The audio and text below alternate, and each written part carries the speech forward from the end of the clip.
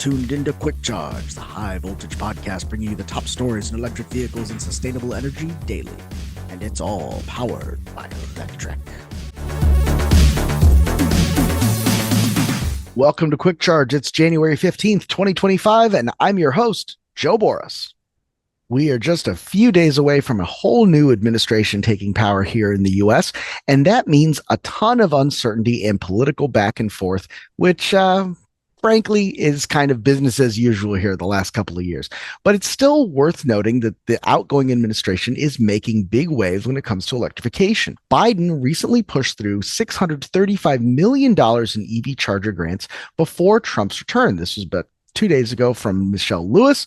The Biden administration awarded $635 million in EV charger grants just 10 days before Donald Trump's administration takes office, leaving just $700,000 of the original $2.5 billion from the 2021 bipartisan infrastructure bill unallocated. These grants from Biden's zero-emission refueling infrastructure programs will fund 49 projects that will deploy more than 11,500 EV charging ports and alternative fuel infrastructure along corridors and communities across 27 states, 4 federally recognized tribes, and the District of Columbia.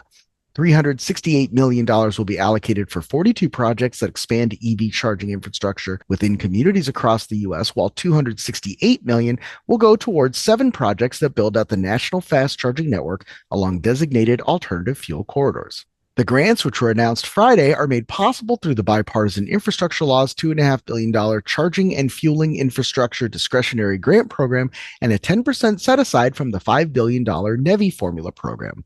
U.S. Transportation Secretary Pete Buttigieg said in a statement, these investments will help states and communities build out a network of EV chargers in the coming years so that one day finding a charge on a road trip will be as easy as filling up at a gas station.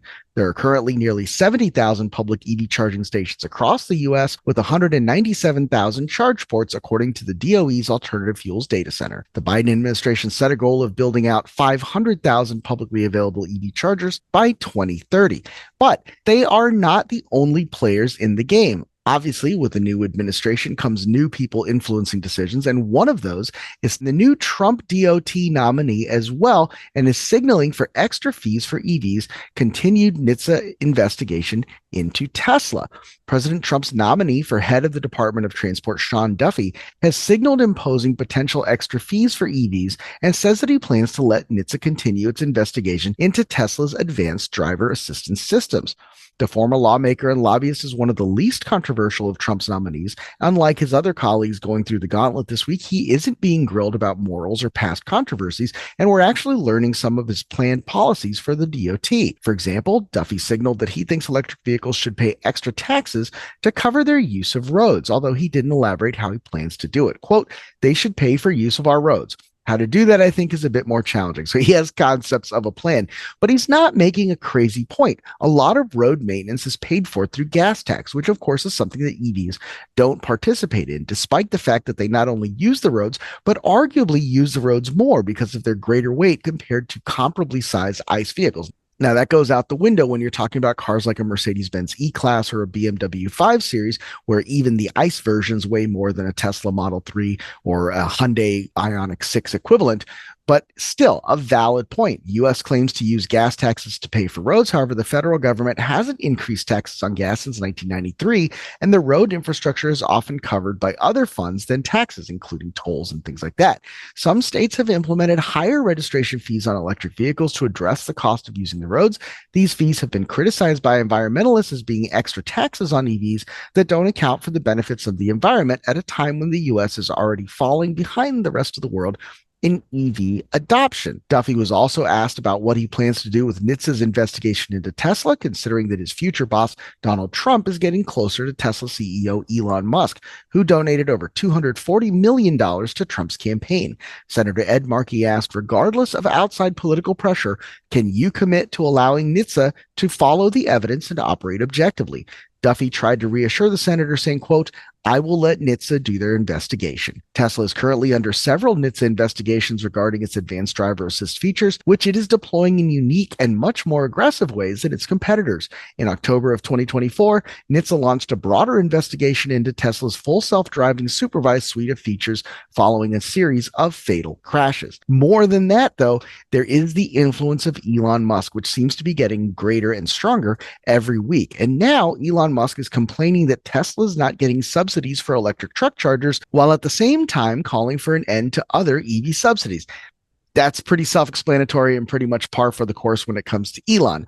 But this all highlights kind of what we've been getting at and what we talked about at the opening of the show, which is that there is a ton of uncertainty surrounding EVs and the EV market, not only for federal regulators, but also municipalities, utilities, state level. There's uncertainty all over the place. But the good news is that there are a number of resources out there to help guide EV stakeholders through that uncertainty and ideally into a more certain future. And one of those resources is today's guest. This is Stacy Noblet, the Vice President of Transportation Electrification at ICF. Stacy, thanks for being on the show. Thank you, Joe. Now, for people who are unfamiliar with ICF, can you give us a quick rundown of what ICF is and what you guys do? Sure, absolutely. And thanks again for having me. So ICF is a global consulting firm. We support a range of clients and across a range of sectors. It's one of the oldest and largest consultancies in the world. And for this conversation, what's relevant is that I sit in our energy, environment, and infrastructure group, and a subset of that group supports utilities. I have experience designing and implementing clean transportation programs. I spend a lot of time at the federal, state, and local levels on the government side of things. But today I focus primarily on the utility sector and then more specifically the intersection between energy and transportation. So I think that's really important work right now because as we start to see some uncertainty in the kind of EV incentives that are going to be out there in the coming years, we're starting to see more state governments come up, more local governments come up, and a lot of incentive programs coming out from the utility companies. Can you talk a little bit about the work ICF is doing directly with those incentive programs? Yeah, absolutely. And you're right. In the absence of federal action in the past, we've seen more action at the state and local levels and would expect that to be the case. But even, when federal support has been strong, state and local, specifically utility programs have given us a lot to work with as well. So ICF is involved in supporting the implementation of those programs, meaning we're standing up things like application portals, providing customer care to answer questions about those programs, in many cases out on the ground, providing outreach and technical assistance to customers who want to take advantage of the programs. What the programs look like, it might be an equipment rebate, make-ready incentives, also some, maybe non-cash incentives in the form of technical assistance, which is increasingly important in, the fleet sector, for example. And then maybe upstream of those programs actually running and pushing funding and support into the market, we're also helping to design the program. So that might look like benefit cost analysis or building up costs that a utility, is asking permission to spend on these programs. And, a lot of that is informed by our implementation of the program. So because ICF is kind of involved on both sides, in many cases, we're able to help kind of infuse the best practices and learnings from these programs that, at this point are still pretty nascent, but many of them are moving into more, long-term programs rather than pilots. And we're starting to see some real noticeable progress on those public charging infrastructure, even private charging infrastructure, both in terms of the build out and improved customer experience. There was a study that came out last December talking about how there was 50% more engagement with public charging over the Thanksgiving weekend than the year before, but there were lower wait times because the infrastructure build out and the speed of charging networks is meeting the demand. Can you talk a little bit about some of the different program partners that you guys are working with, anything like that? Yeah, absolutely. And, some utilities have been involved in that public sector as well, the public charging sector specifically. In the early days, quite a few utilities were owning and operating stations. Many still do. Others are supporting them in other ways, whether it's a make-ready incentive or, managing the charging, depending on the sector. But yeah, I mean, at this point, federal funds are flowing. They have been, and private capital as well. So certainly more public charging stations across the country, and focus on those key travel corridors, as you mentioned. That Thanksgiving holiday was a good news story. We've got joint ventures like Iona, which really checks the box on some of the major automakers involved in the EV charging industry: GM, Stellantis, BMW, Mercedes-Benz, Hyundai, Kia, Honda, Toyota. Hopefully, I haven't missed any. And they're focused on high-speed charging, co-located with amenities like restaurants and restrooms, which at this point EV drivers are coming to expect. So at the same time, industry and government are collaborating, to make the charging experience more seamless, and that is happening through things like the North American Charging Standard, also referred to as J3400 in the standard speak. Progress on common platforms, things like plug-in charge should kind of move those functionalities forward. And I definitely expect that activity will continue to ramp up in 2025. Hopefully, the proof points we'll start to see are more ribbon cuttings, higher driver satisfaction. And I think the industry is putting a lot of emphasis, time, energy on faster public charging, because ultimately that's where we can electrify more miles, whether it's a one that you or I would use that has those amenities that I mentioned, or maybe an emerging area is the larger vehicles, medium and heavy duty vehicles, needing to have the space to turn around and charge and do everything that those vehicles need to do. So across all of these sectors, the experience for the user, it has to be good, it has to be easy. And the reality is, with the exception of home charging, we're just not there yet. So the industry will forever be really stacked up against gas vehicle comparison, where where to fuel, how to fuel, you're highly confident that there will be a working pump. Well, and I think that that's something that it often goes unsaid, that when you buy an EV, even if you're buying a used EV right now, there's a possibility of having up to three different charging ports, right? You could have a CCS, you could have the CHAdeMO if you're buying a Nissan or an older Kia Soul, for example. And then now the new NACS Tesla J3400 connector, whatever we're going to call it. And I know I didn't prep you for this question, so I apologize in advance for this, but I always felt like that lack of a national charging standard where you had to seek out these different charging pumps. I mean, you could very simplistically say, well, it's sort of like having a diesel car versus a gas car, but nobody has a diesel car, not really, except for a few like Volkswagen or Mercedes enthusiasts, right? Yeah. So this is really something that I think has been an obstacle, is that you have to now relearn how to pick a fueling station. But now that we have this national charging standard, in the next couple of years, the next generation of vehicles, they're all going to have kind of the same plug. Do you feel like that's going to simplify and improve the customer experience, where we just don't have that layer of training and learning anymore? For the most part, there's the sector of EV drivers that will have home charging. That's easy, that's covered. There's the sector that maybe doesn't have charging at home, but are using stations locally. They're going to get to know the landscape on the ground. They're going to know where to go. It's really that long distance travel where those issues come into play. Is if you're in an unknown area, you need to know where to go to get what you need in terms of charging, matching the vehicle, the power levels that you need, the reliability of knowing it's there. And so absolutely, I mean, I think that having that standardization does simplify things. It still does not guarantee a perfect experience for everyone. The Tesla supercharger experience is superior, and that's what everyone's trying to get to. And so hopefully we do see that, even with the use of adapters where they're approved, and some of the magic docks and all of the things that have been happening over the last couple of years. It's pairing that, okay, yes, I can charge here with the great experience that we all at this point have come to expect. So these are all things that obviously affect the broader EV market. What are other trends that you're looking at as ICF that you're tracking? What are the big market movers that you think we should watch out for in 2025? For me, the pre-owned or used EV market is one that I've been really interested in the last couple of years. In particular, there was a kind of a increase of inventory for a while, and then a contraction of that inventory. But I think that overall, we're going to see increased interest in the vehicles and pre-owned vehicles as more start to come available. This might be, rolling off of leases or entering the marketplace in other ways.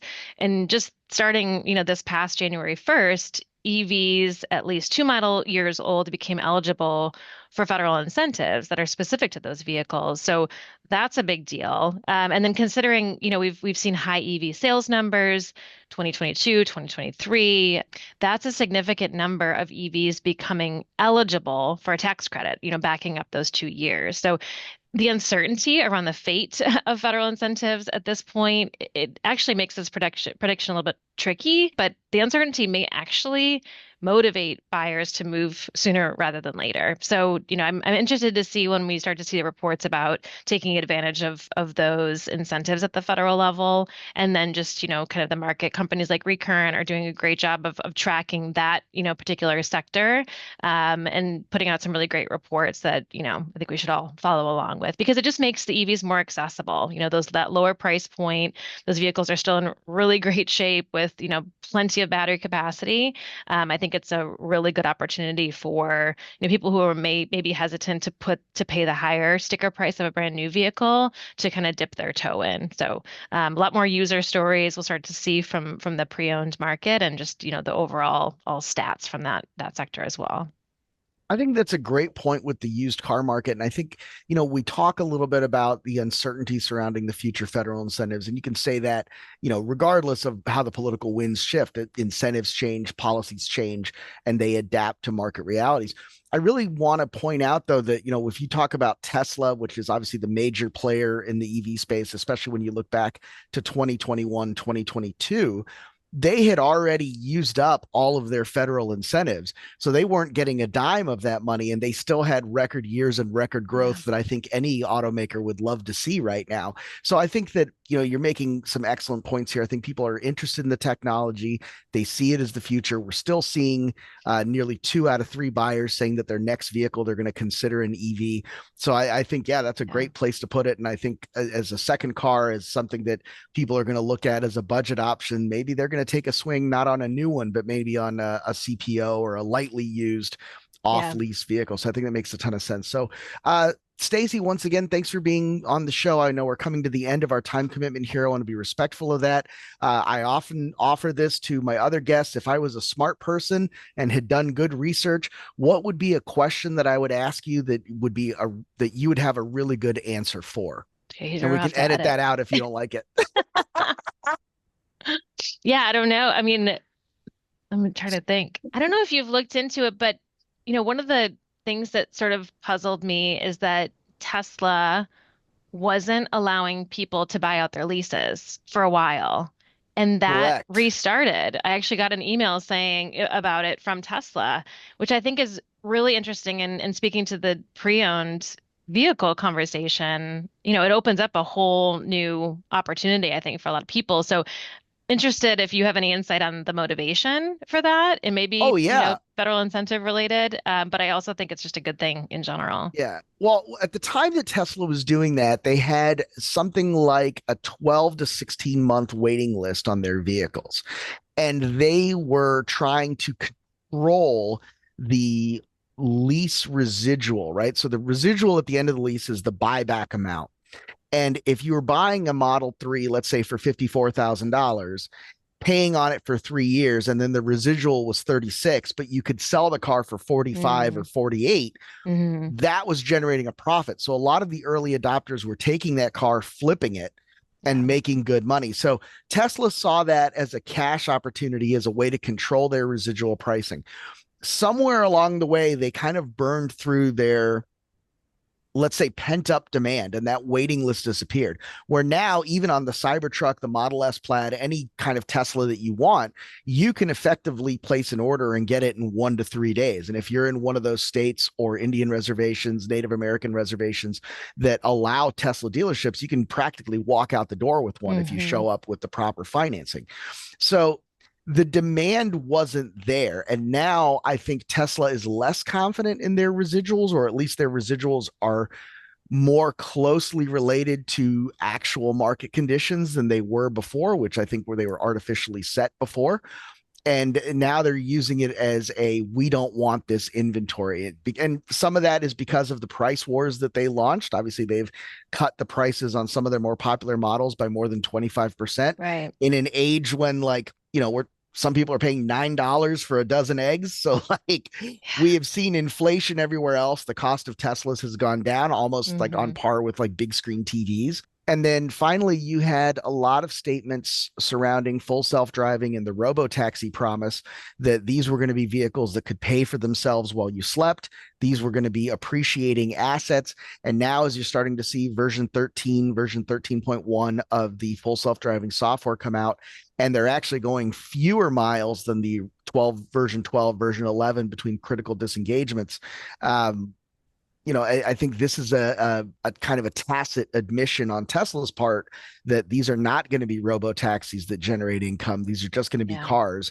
And Tesla is starting to do business less like a tech company and more like a car company. So that's just my 2 cents on that. Yeah. I'm glad I recorded it. I'll throw that in on the smart question, maybe that I had an answer to, and was not in any way reflective of Stacy's opinions. But No, I think hey, it's really interesting. I think again, the average consumer doesn't know that, doesn't have that perspective. And to them, it's like, oh, I can get a Tesla for cheaper. This is great. Or I can, I've already invested through a lease term. Let's just keep it going. So, again, I think from an accessibility perspective, it's a good news story. It may not reflect great, on the business, but yeah, I availability always is have to good. be careful though, because like whenever you say anything about Tesla, positive, negative, it doesn't matter. If you say, man, that Tesla really did a smart thing here, you get 40 comments about Elon is evil. And then if you say, man, that was a really dumb thing Tesla did, you get, oh, how dare you? Elon's a Yeah, hero. So